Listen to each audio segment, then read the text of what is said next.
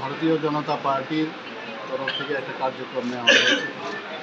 আপনারা সবাই জানেন যে মহিলাদের সশক্তিকরণের যে বিষয়, সেটা মাননীয় প্রধানমন্ত্রী এবং আমাদের পার্টির যিনি সর্বভারতীয় সভাপতি সবসময় বলেন যে মহিলাদেরকে আমাদের সশক্তিকরণ করতে হবে।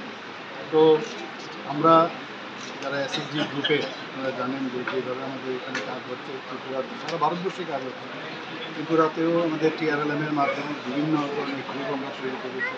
এসএসজি গ্রুপ ভালো কাজ করছে এখানে।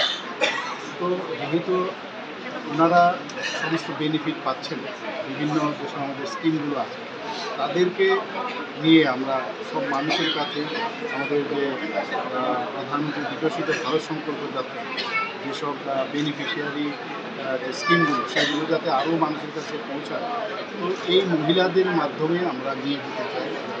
আমাদের যারা এসএসজি গ্রুপ, তাদেরকে নিয়ে যাওয়ার জন্য এই আবেদন।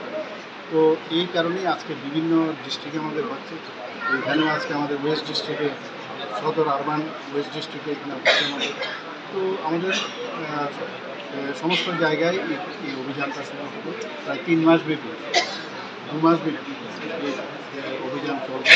তো সেই কারণেই আজকে এখানে সমস্ত এসএসজি গ্রুপ এবং আমাদের পার্টির অন্যান্য তাদের জন্য যে ইলেকশনটা আসছে লোকসভায়, প্রস্তুতি বলা চলতে পারে যে আমাদের সবাইকে জাগ্রত করা এবং আমাদের অভিযান, সেই কারণেই সেটা।